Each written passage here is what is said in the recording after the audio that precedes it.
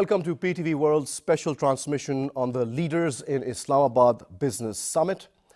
The theme for this summit is Imagining the Unimaginable. I would like to introduce my guests in the studio who are attending this conference. First of all, we have Axel Gutals. He's the CEO of the European Institute for Asian Studies from Brussels. Then we have Ethna Trainer. She's the international broadcaster from Ireland. And then we have Ali Akai, who is the chairman of the Martin Dow Pharmaceutical Company. Thank you very much for being in our studios today. Axel, I'll start with you. First of all, tell us about your experience visiting Pakistan.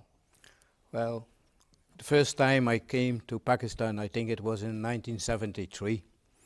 I've seen Pakistan, the evolution going on, and I think, well, I'm quite impressed with the latest evolutions, I would say, on the development, or economic development also.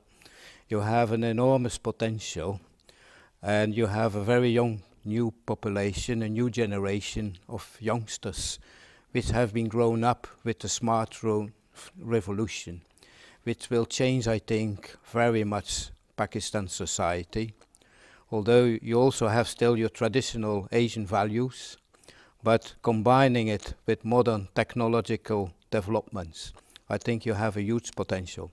But 2 days ago, Your Excellency Minister for Foreign Affairs Qureshi, he was also in this conference giving a speech, and in his speech he mentioned a fact that he wants to focus on economic diplomacy. And I think that's a very wise approach, because I think there is a lot of work to be done on the perception of Pakistan outside Pakistan. I'm from Europe, and I think in Europe the problem is people live still and think in stereotypes of Asia 10, 20 years ago. But Asia today is completely different from 5 years ago, and that's also the case for Pakistan. So I think it should be very important to give, I would say, to work on the perception, on a different image of really new economic potential, I would say new Pakistan, to give, to work on new collaborations, investments, working on exchanges of and collaboration on scientific innovation, R&D research. I think, Axel, you have really hit the nail on the head, because Pakistan, unfortunately, has got a bad rap around the world. The perception of Pakistan is completely opposite of what Pakistan really is. It's a beautiful country with hospitable people, and we love peace. It's a peace-loving nation. Ethna, you've also been visiting Pakistan earlier on, and share with us your experiences and your observations about Pakistan. Thank you so much. And while I've been here over the years, I've really seen, I think this time there's been a break of a few years since I've been here. And I've really seen much more, I think, joy in the country, particularly among the people I've seen. I've been very, very impressed, particularly at this Leaders in Pakistan Summit, Leaders in Islamabad, but I think it's also about leaders in Pakistan. And really, I think the encouraging words from the Prime Minister and from the President, and we had the honor to actually have an address by both of them, have been hugely encouraging. And when we see the leaders of the country actually very publicly make statements about the change that they want to see, this is very empowering to particularly the youth in the country. Just what Axel said here, the youth is a very, very different generation than has ever been here in Pakistan before. They're internationally connected, they have different desires, they know what they can achieve, whereby perhaps 20, 50 years ago, that knowledge was not there. The same in any country. You look at Ireland 50 years back, it was one of the poorest countries in Europe. You look at it today, it's a very confident, a very lively country, and it's a very prosperous country. So while we can't compare both, this is a very big country, I think we can actually see that there has been transformations in other countries, and all of particularly the young people, I think, should look and grasp this momentum. I think this is what's also incredibly important. You know, this needs a huge national movement, and it needs it from the youth particularly, and from all of the business community. I think the business community has a huge role to play in this, to actually be delivering headlines in terms of being, you know, profitable, being progressive, and being transparent and being very honest. These are the headlines we need to see in Pakistan. As an international journalist, believe me, we've seen Pakistan, and I've watched it perhaps making the headlines for the wrong reasons, cases, absolutely. the wrong reasons. And now I think it's time to, I've worked at Bloomberg and CNBC, you know, and CNN Business, my colleague has been here. We need to see good business, you know, making these headlines. And when that happens, I think then we see a lot more investment come in, we see more job creation, we see higher education and the transformation.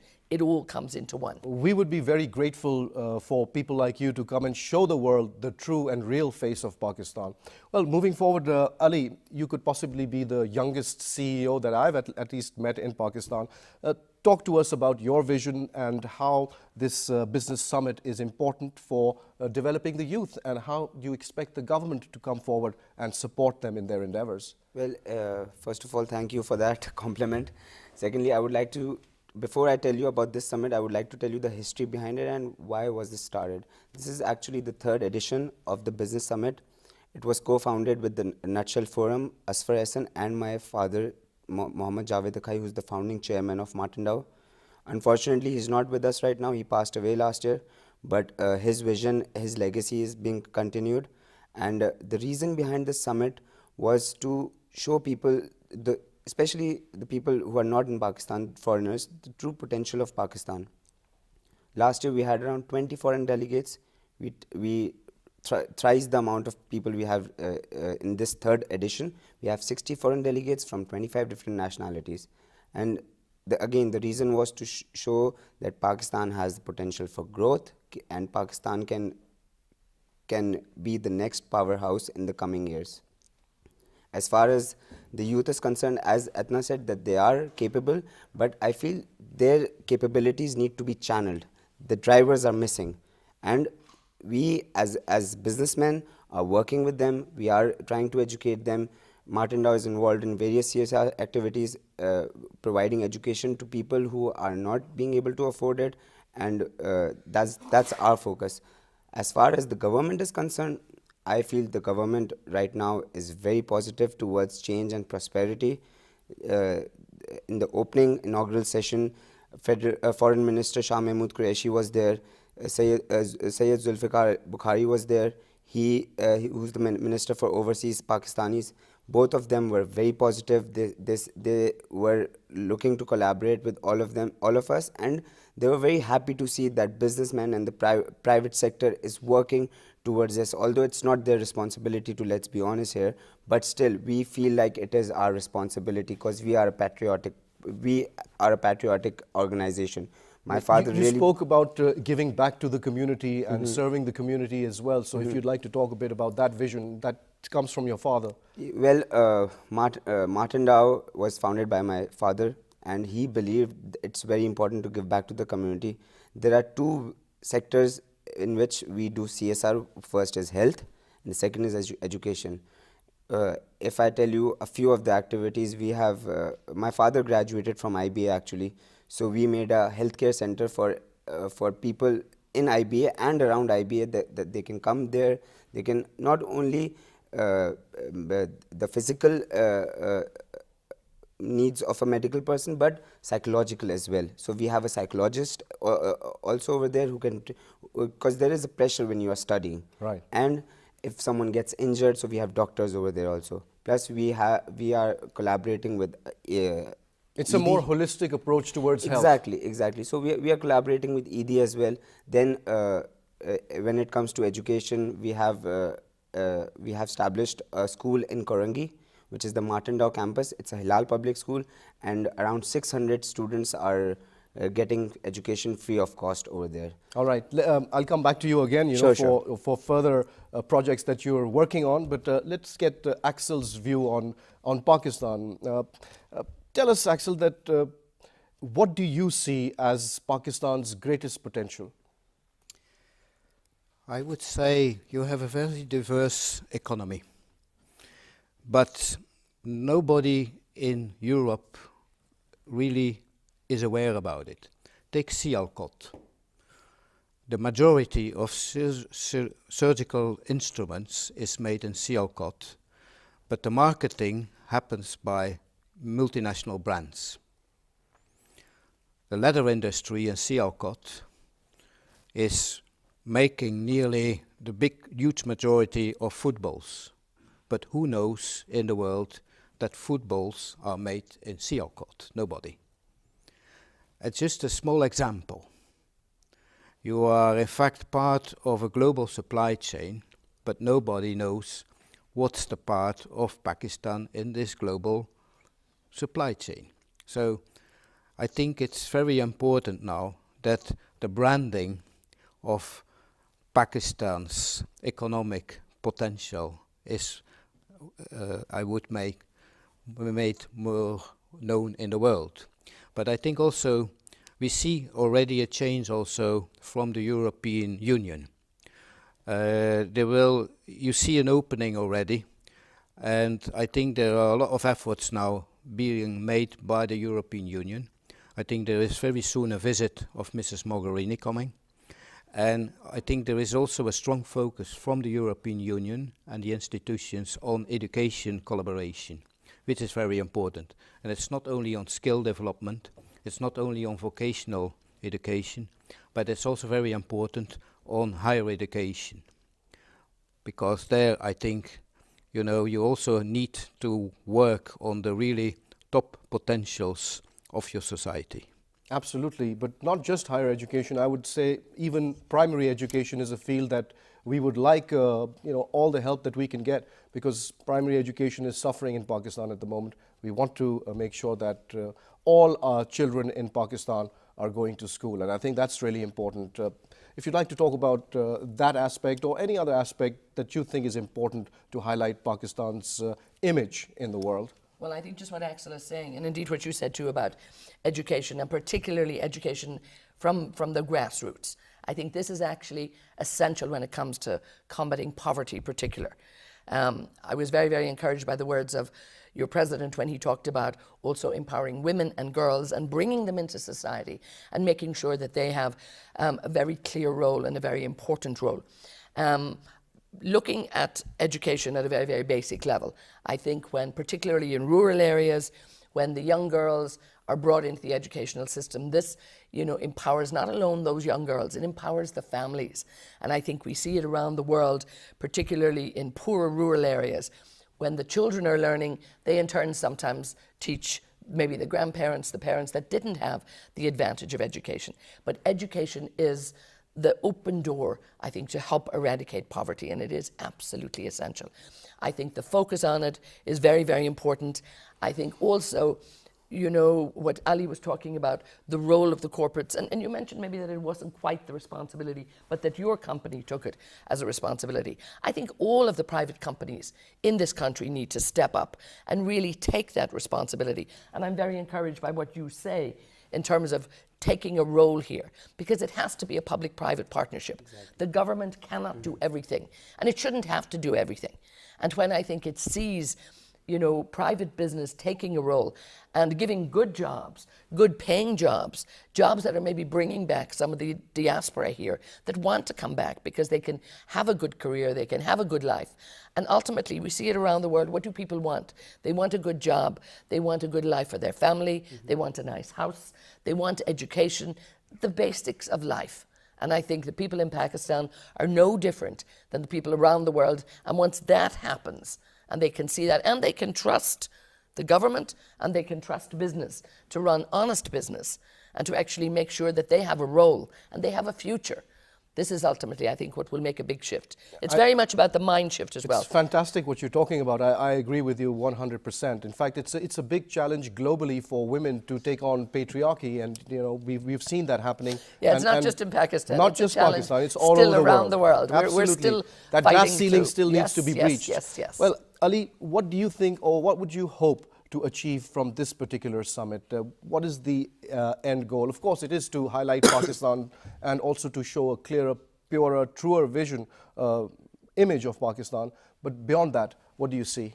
Well, if if you ask me, the end goal is to bring in investors to give the world the message that Pakistan is full of potential. And it's It is open an- for business. Yeah, it's open for business. It's an emerging economy.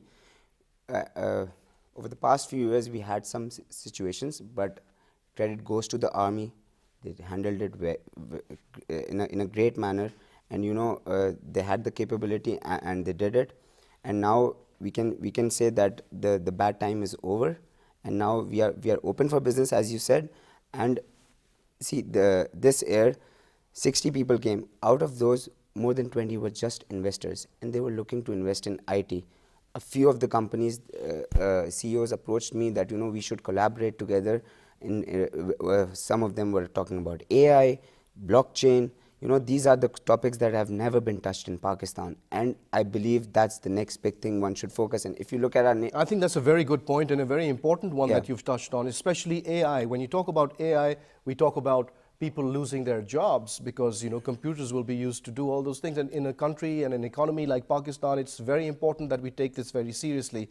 Axel, would you like to comment on this aspect of how should we train our future generations and our youth to their attitude towards knowledge and their attitude towards making it into a productive endeavor? What are your views on that? I would say, look, there is always an approach of sensation seekers and the doom prophets. It's of course good for a certain kind of business, but I would say let's go for another message. And I think education, first of all, is, I think, the best investment on the long term for a country, for a society. And I would like to add to what His Excellency Minister Qureshi was saying, economic diplomacy. You also could go for education diplomacy. Those are, I would say, very positive, constructive approaches really for the future, for the development of Pakistan. That's very true. In fact, that's something that we've lost along the way. We used to have educational diplomacy. Many people from across the world would come to Pakistan for higher education, but unfortunately that has changed. But moving forward, in your opinion, Ethna, do you think that Pakistani society has opened up over the years that you've been observing Pakistani society, since you've been coming here for a long time? Do you see changes on the grassroots level in the attitudes of the people that you interact with?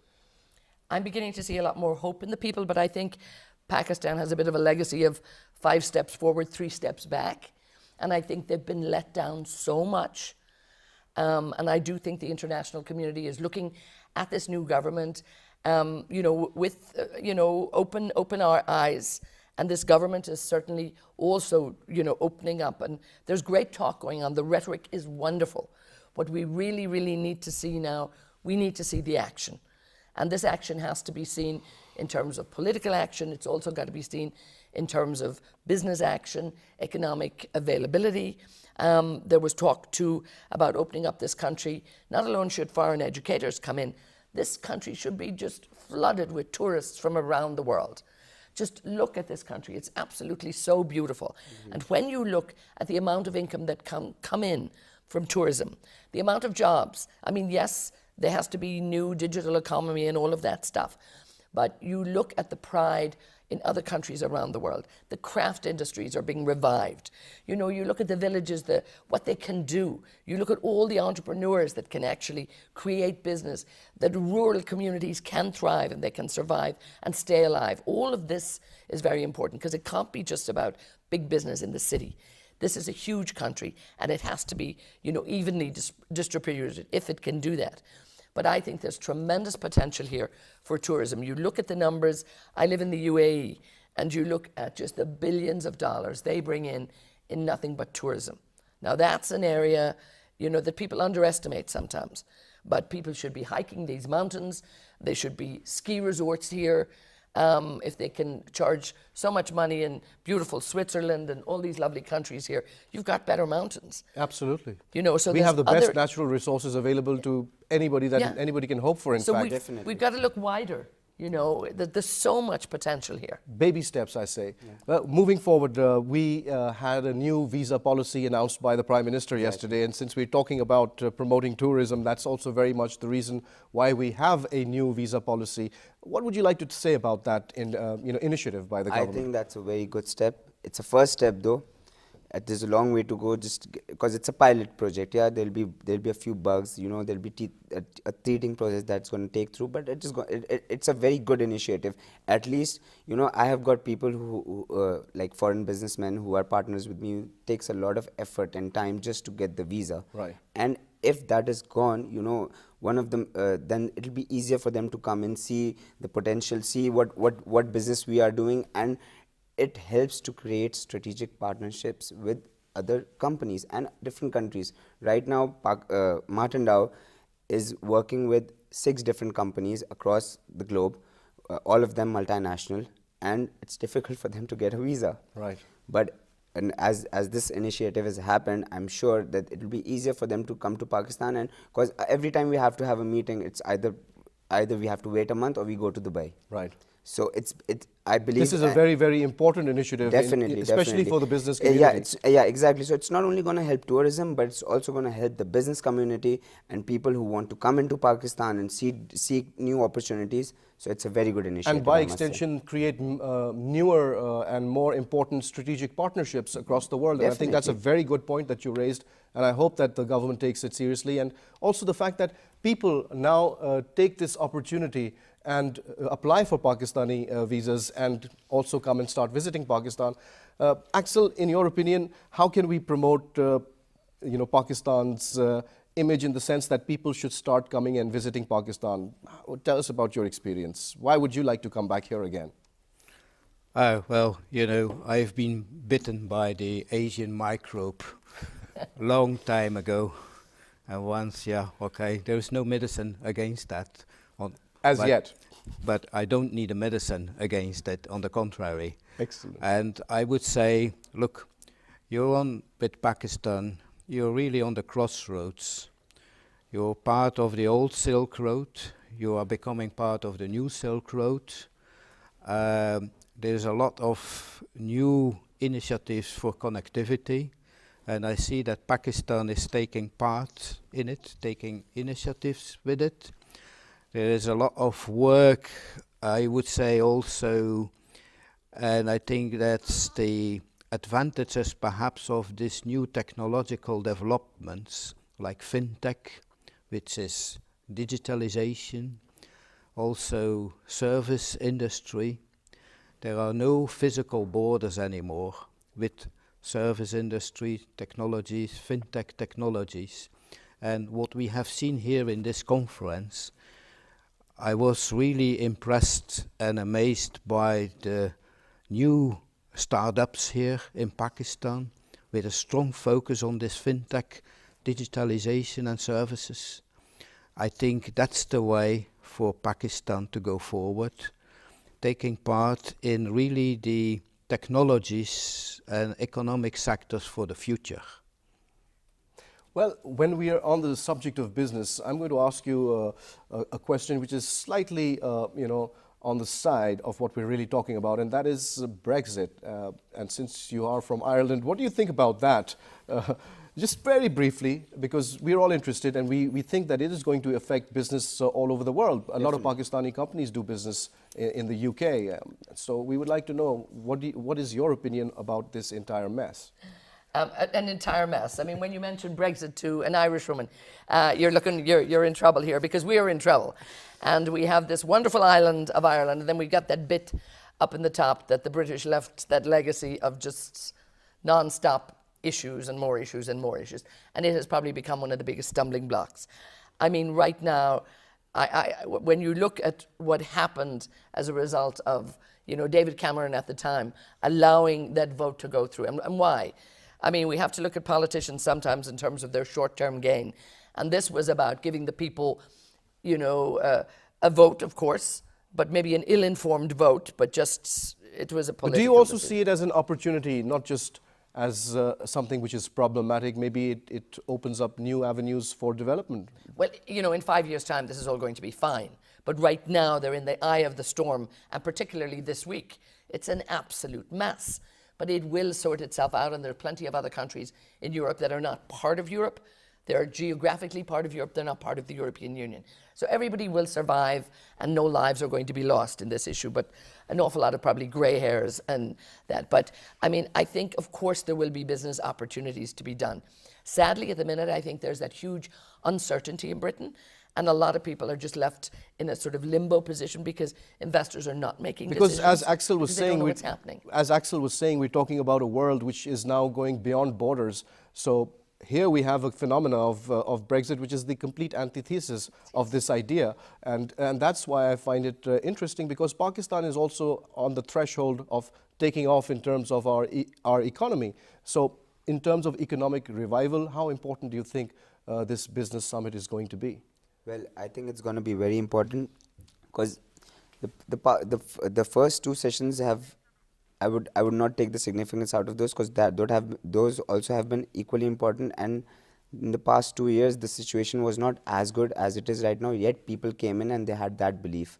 Having said that, the situation has become really better, and the investors that came in, I cannot go into the details obviously, but people are going in on one-to-one sessions, signing MOUs, making deals. So a lot of business is being transformed. It's not only that it's just a summit and everyone's going to have their talks and then they're going to go back to the respective countries. No, after the summit has happened, they stay there, they have one-to-one sessions with various companies, various individuals, and they ink a lot of things, and then they move forward with it. So you do see some practical applications taking place after the summit, and that's really important. Well, on that note, we're going to take a short break, and when we return, we'll continue our conversation. So take a short break, we'll be right back.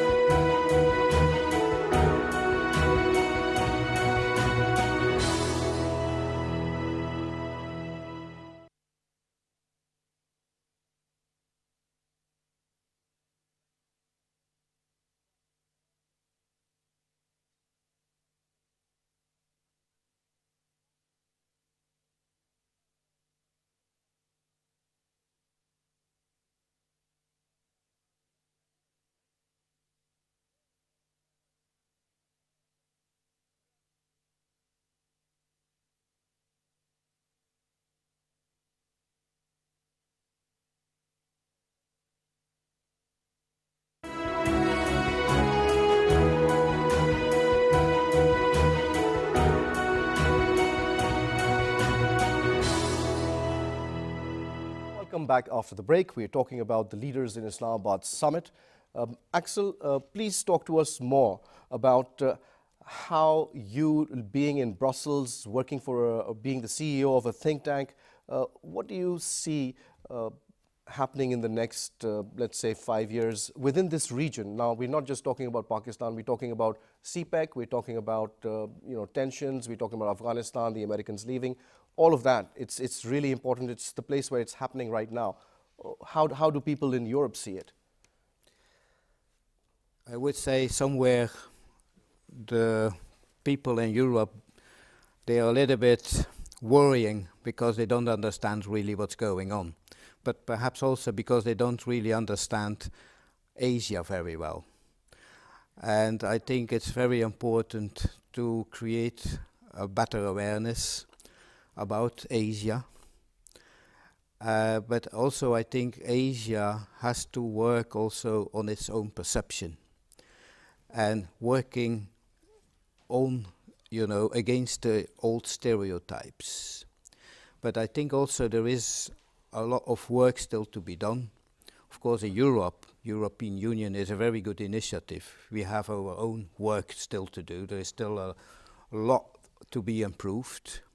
And I think it's not to Europe to lecture to Asia or having opinions about Asia. We should have only opinions about ourselves and work on ourselves. Interestingly, European Union has been an inspiration for many regions around the world. In fact, in many of our political talk shows, we talk about the European Union and how maybe we dream that South Asia could become a bloc just like the European Union, where we have collaboration taking place all the way from Myanmar and Bangladesh all the way to Iran, maybe have this one huge block of economic development. Do you think that that might be possible somewhere in the future?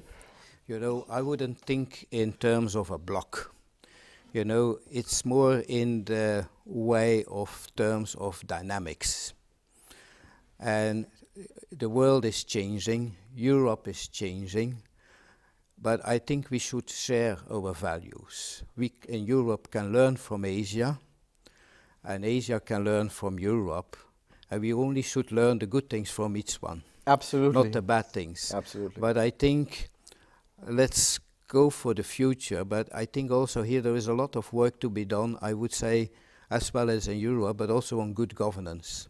And I think if Pakistan wants to internalize its economy, it should be also be careful to work, you know, on principles of CSR, corporate social responsibility, which means in fact improving labor conditions, environmental issues, but the company should not consider it as a cost, but as an investment. If you improve labor conditions, you improve your productivity. And that's another message. But in Europe, people become very much aware about, I would say, good governance, good principles of management of companies. And I think if in Pakistan you work on that, you're ready to be really part of, I would say, a global ethical supply chain, which is, I would say, very important to think for the future. Very, very important. And I think that you've really, again, touched on a very important topic, and that is about sustainable development. We've seen that the entire world has been degraded as a result of many business ventures, whether it be the oil industry or the coal industry. They have caused damage to the entire planet, and that has again become an unsustainable business model. So going forward, other than the fact that we need good governance, which means getting rid of corruption and corrupt practices, but let's go beyond that, and we talk about healing the entire planet, healing the world. Do you see a role to be played by Pakistanis in that respect as well? There's a role without a doubt to be played from Pakistan, but from everywhere in the world. I mean, this is a global initiative. This has to be a global initiative. And I mean, you know, as much as everybody is getting down on the oil companies and everybody else, you really have to look at where we are today in terms of development. And this would not have happened without fuel and without fossil fuel, because that's what we had at the time. But I think we're in this transformation of energy at the moment, and we're really shifting, and everybody knows that. And the big oil companies have certainly come on board in terms of being part of the transition of energy demand. And this, I think, for everybody, for rich people, poor people, it doesn't matter. Of course, there's been a lot of damage in climate change, but the oil and gas companies have come on board. They have put in place billions of dollars to put an initiative in place, the Oil and Gas Climate Initiative. And I think we've got to give them credit for that. It doesn't matter whether they've been brought kicking and screaming to the table, they're here. Right. And they're here now, and there's no such thing as too late. You know, the fact that this is in place, and this is BP, this is Total, this is ExxonMobil, this is all of the big oil companies actually saying, you know, we realize that we may have been part of the problem in the past. We certainly want to be part of the solution in the future. And they put their money where their mouth is at this point. They're also buying into the renewable economy. BP has recently just bought a big solar energy. And only last week, Bob Dudley, the CEO, talked specifically about the need for the oil companies to actually get, you know, in place and get in tandem with the new economy in terms of when it comes to energy. Because we're all in this together. Everybody wants a cleaner, greener future. They put a lot of research, money, and effort into cleaner fuel. And I think we're beginning to see that into more efficient engines. All of that is happening. Absolutely. We have to give them some credit, but we've also got to bring them on board and welcome them into this new transition and encourage them to make sure they put more money into it. They have the money, they have the knowledge, they have the expertise. We need to bring them along with us and make sure that they're actually part of the solution that is going to be a greener, cleaner future for everybody. Absolutely. And this government's concern has also been, you know, a clean, green Pakistan. We've got that scheme running in Pakistan. In fact, the Prime Minister himself has, you know, very importantly taken the initiative of planting across Pakistan. And, you know, we're talking about this huge green revolution. Another aspect of farming, because we are an agricultural country, is the concept of permaculture, which is, you know, a different approach towards farming. we need to see that. We need the promotion of that sort of a mindset which talks about sustainable futures. Do you think that this particular summit and the people who are attending it are also thinking in these terms? Well, first of all, I would like to say that I was in Davos last year, and the PM's Imran Khan's initiative was recognized over there as well. So it is a very good initiative by him. And secondly, as you mentioned, yeah, people are looking along those lines and how to be sustainable, how to be eco-friendly. One of our speakers, who was from Iraq, was a young global leader. She is working on green buildings. Imagine someone in Iraq, which is a war-torn country and it has been going through a lot. She has been working and providing people with green buildings and sustainability. So there were people are thinking along those lines in our neighboring countries, and I think we should also be focused on as an industrialist, as a businessman, what we should do and what my company is doing is reducing our carbon footprint. It is one of our key objectives. So every year we make a point to reduce our carbon footprint. Other than that, we are working with WWF, which is the World Wildlife Fund, to improve the mangrove situation in Pakistan, which is kind of not, it was in a bad shape, but we are making efforts to revive it. And the other thing is we are not indirectly part of the tree plantation, because we are also doing it on our own, but not with the PM, but we are doing it on our own because we feel that it's our responsibility as well. Absolutely, I think that's very important. But going beyond that, what else are you hoping to achieve from this particular summit? Because when we talk about business, we say, the bottom line for business is profit. And when you talk about profits, that's where other aspects like greed come in, where exploitation comes in. So if you would like to address those aspects of business as well. The idea of the summit was not to gain business, actually. It was to gain business for Pakistan, for economic growth of Pakistan. So that is what the end goal is here. Creating win-win situations. Yeah, exactly. So it's a domino effect. If people see the positive image of Pakistan, they are going to want to invest into it. And once they invest into it, the economic growth happens. So then it's going to be a win-win situation. So we keep coming back to the positive image of Pakistan. Yeah. And that's where I would like Axel to please share your experiences with us. You have shared quite a bit, but this positive image problem that we have, what would you attribute it to? Because as you yourself are not bought by the propaganda, false propaganda, negative propaganda against Pakistan, why are other people taken in by it? That's an interesting question. I think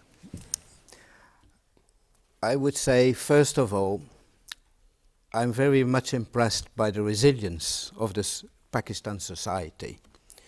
And that's still, I would say, the reason Pakistan thrives, and I would say is also, the basis of really progression which can take place now in Pakistan. And Pakistan should not, I would say, what other people's opinions are, that's other people's opinions. I would go for Pakistan's own values and work on those values, on the positive sides of Pakistan society, on the potentials of your society, of your young, new generations, and look to the future. That's, I think, would be the message for Pakistan. What the other people are saying, if you listen too much to what other people are saying about you, yes, then you become quite depressed. And that's not only for a country, but also personally if you are a person. Absolutely, but it's a double-edged sword. At the same time, you can't ignore it altogether either, because that's what I think Pakistan has been doing, is ignoring what people have been saying about us and not really caring, because we know who we are. And at the end of the day, we don't care if you think that we are not, good enough. We can prove it when the time comes, and we have done that over, the past 70 years. But moving forward, we do need to change the perceptions about Pakistan globally. Ethna, would you like to share some views on why that's important and how we can achieve that? Well, one of the very, we were very, very honored to have an audience with the Prime Minister just this week, and the leaders in Islamabad, organisers, and all of you put this in place, and it was wonderful to actually be there in the presence of your Prime Minister Imran Khan. And I was very, very touched by what he talked about and said that really there needs to be a mindset reset, so to speak. And he really emphasized the fact that the people in Pakistan, and I think we can relate this indeed around the world, were probably all not living up to our full potential. And that there is so much more that each and every one of us can do. And even if we tried to add 10% extra effort to what we do and how we do everything in a day-to-day basis, how better we could do that. And I think here in Pakistan, and that was very much his wish, that people just looked within themselves and thought, what can you as an individual do better? What can you as a company do better? And ultimately, what can you as a country do better? And this is so, so important. Of course, he can relate this back to his days in sports, where it was about putting the practice in, putting the effort in, making sure that he was better than the next guy. And the only way he was going to do that was he worked harder, he strategized better, and he put the time and put the effort in. But I think this is something that is just so vital. But I also understand, and I talked to many of the people at the conference, and many of the young women particularly, and they said, well, that's all fine, but what are we striving for? And what is the future, and what is the promise, and how do we know it's there? And very sadly, I think because they've been let down so much in the past, that there's a hesitancy to actually just grab this and run with it and say, okay, we're all on board and we're all focused, on that great one goal that is going to be a new Pakistan, and this time it's going to work. So it's about, I think, touching the hearts and minds of everybody, and that comes right down, to the poor people in society as well, making sure that there's inclusion there, making sure that they're very much part of the solution and that they're part of the brighter future. So that has to be done also, I think, by empowering smaller business and smaller business even on a very small scale, to let everyone know that they're part of this and that there's an opportunity. They have to see it, and that action has to start, and it has to start very soon. I think one of the most important things that Axel really said is that the real resource of Pakistan are the people. And that's what we want to see. We want to see investment taking place within the people. We want to see a society which is based on the values of equality and the equal distribution, or at least the proper distribution of wealth, where we don't have extreme poverty and extreme wealth and nothing in the middle. So do you think that this summit is also going to help towards broadening the horizons of people trying to come and invest in Pakistan? Definitely. And the reason I'm saying is that a lot of people who came to Pakistan, which were invited, some of them were startups even, who wanted to invest in Pakistan because they saw the true potential. Actually, I would not take this, I would like to give credit to Asfar, who's the founder of Nutshell Forum. He is a true patriot, just like my father. And he really believes that Pakistan has the potential to even promote startups. See, we have a national incubation center which is right here, and Nest is working in Karachi. They really promote startups, but I feel there is a gap. See, most of those startups, they don't have they can't excel. So I believe if the investors come in and they look at the startups that are in Pakistan, then the true potential of these startups can be achieved. Well, let's hope that takes place. Moving forward, Axel, coming across and meeting people from 60 different countries, visiting Pakistan, talking to them, did they share any of their opinions about Pakistan with you? What do you think that overall this business summit is going to achieve for Pakistan?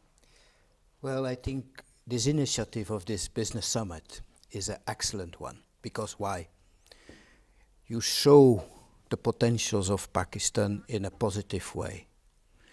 And that's a message which is important to bring out. And that's also when you talk to all the people, as well Pakistani people, as well foreign people visiting this conference.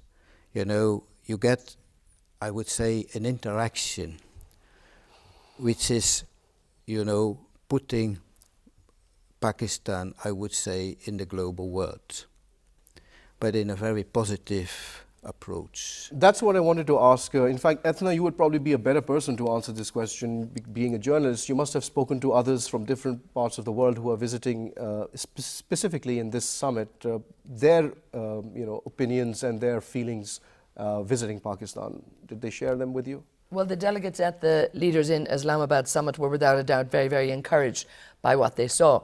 And also what Axel talked about earlier, I think that whole concept of being a very vital part of the global supply chain, we all need to start seeing that stamp that says made in Pakistan, and it has to be there very, very a proud stamp, and it has to be there with confidence, and it has to have the backup that this, the quality of the goods has always been good. We know that.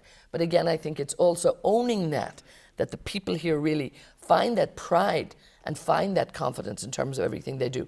And sadly, I think it comes through any country. I mean, growing up in Ireland, I don't think we were very, very proud of what we did. We were always substituting our great Irish bread for some fancy baguette from France. And we were substituting our creams and our soaps from some fancy stuff from Britain. But now it's very, very proudly that this is made here, and the quality of the fashion, the quality of all of the products, that has come to a new level. That's what Pakistan needs to embrace. But the business community have a huge role to play, and they really have to be out there and they have to engage. I think the most important people in all of the big business here is to establish a very, very solid director of communications. That person has to be sitting on your board. That person has to be out there with the public relations and making sure that the message is getting out. And working together with, I think, all of the communications industry to make sure that collectively you put the spotlight on strong business, on people that are doing well, on products that are doing good. Get inside the factories, show that these are safe places to work, show that the workers have their rights, show that they're feeling very much part of this.